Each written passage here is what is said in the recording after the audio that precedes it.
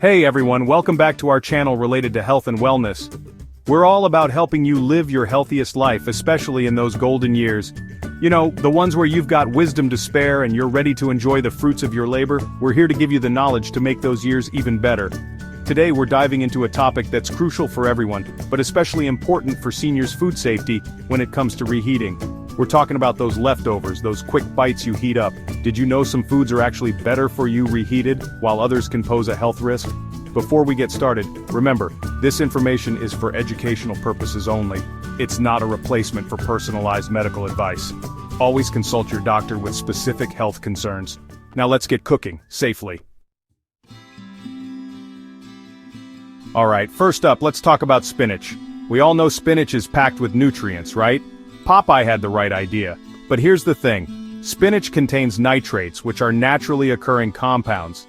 Not necessarily a bad thing on their own, but when you reheat spinach, especially multiple times, those nitrates can convert into nitrosamines.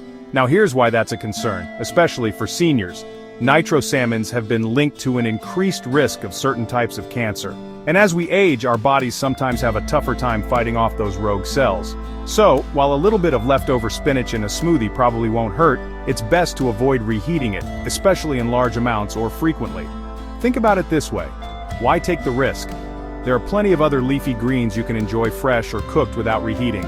Kale, romaine lettuce, arugula, they're all great choices. And remember, variety is key to a balanced diet. So next time you're thinking about reheating that spinach quiche, maybe opt for a fresh salad instead. Your body will thank you for it in the long run. Let's talk about chicken, a staple in many diets. It's a great source of protein, but reheating it, especially when it's on the bone, can be tricky. Here's the deal. Chicken is prone to bacterial growth, particularly salmonella. And while thorough cooking usually kills off these bacteria, improper reheating can allow them to survive and multiply. For seniors, this is especially concerning. As we get older, our immune systems naturally become a bit less robust. This means we might be more susceptible to foodborne illnesses, which can hit harder and linger longer. So what's the solution? If you're going to reheat chicken, especially bone-in chicken, make absolutely sure it's steaming hot all the way through. We're talking 165 degrees Fahrenheit. Use a food thermometer to be certain. And remember, reheating should only be done once. Even better, try shredding leftover chicken and using it cold in salads or sandwiches. It's a great way to add protein without the risks associated with reheating. Rice, a seemingly innocent side dish, can actually harbor a hidden danger when it comes to reheating, a bacteria called Bacillus cereus. This sneaky culprit can survive even when rice is reheated to high temperatures. And the longer cooked rice sits at room temperature, the more likely it is to multiply. Here's the thing about Bacillus cereus. It produces toxins that can cause food poisoning. Symptoms can range from nausea and vomiting to more serious complications, especially in older adults who may have underlying health conditions. So, what's the best way to handle leftover rice? First and foremost, cool it down quickly after cooking, and store it in the refrigerator within an hour. When you're ready to reheat it, make sure it's steaming hot all the way through and don't reheat it more than once. But honestly, the safest bet is to enjoy rice fresh. There are so many delicious ways to use leftover rice, fried rice, rice pudding, you name it. Get creative in the kitchen and avoid the reheating risk altogether. Now let's shift gears to a food that actually benefits from reheating: tomatoes. Yes, you heard that right. Tomatoes contain a powerful antioxidant called lycopene, which has been linked to a reduced risk of heart disease, cancer, and other chronic diseases. Here's the interesting part. Lycopene becomes more readily available for our bodies to absorb when tomatoes are cooked. And guess what? Reheating those cooked tomatoes further increases the bioavailability of lycopene. For seniors, this is fantastic news.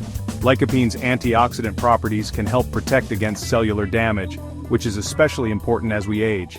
It can also support heart health, which is crucial for maintaining overall well-being in our golden years. So, don't shy away from reheating those tomato-based sauces, soups, or stews.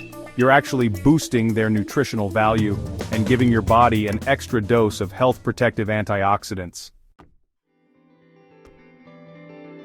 Mushrooms, those little nutritional powerhouses, are another food that can be even better for you when reheated. Now, I'm not talking about raw mushrooms here. Those should always be cooked before eating.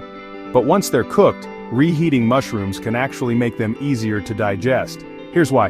Mushrooms contain cell walls that can be tough for our bodies to break down. Cooking helps to soften those cell walls, but reheating takes it a step further, making the nutrients in mushrooms more accessible for absorption. For seniors, this is particularly beneficial.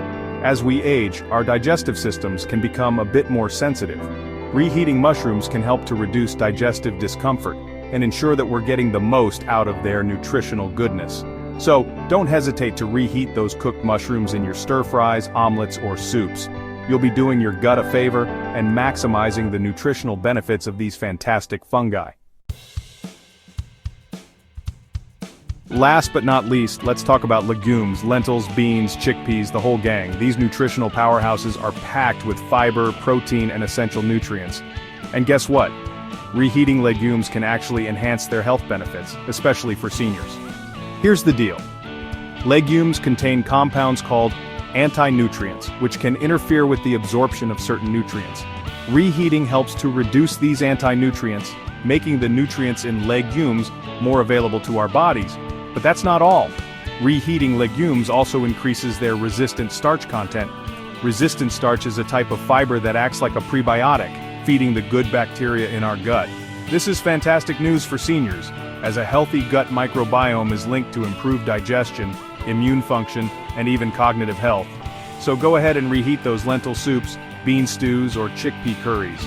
You'll be boosting their nutritional value, supporting your gut health, and enjoying a delicious and satisfying meal. So there you have it, the do's and don'ts of reheating food for optimal health, especially in our senior years. Remember, food safety is crucial, and these tips can help you enjoy your meals while minimizing risks. Here are a few final tips to keep in mind.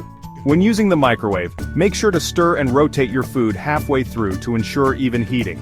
Avoid reheating food more than once, as this can increase the risk of bacterial growth. And always store your leftovers in shallow containers and refrigerate them within 2 hours of cooking. Stay safe, stay sharp, and stay strong in your golden years. Like and subscribe for more smart senior health tips. And remember, always consult your doctor or a registered dietitian for personalized advice.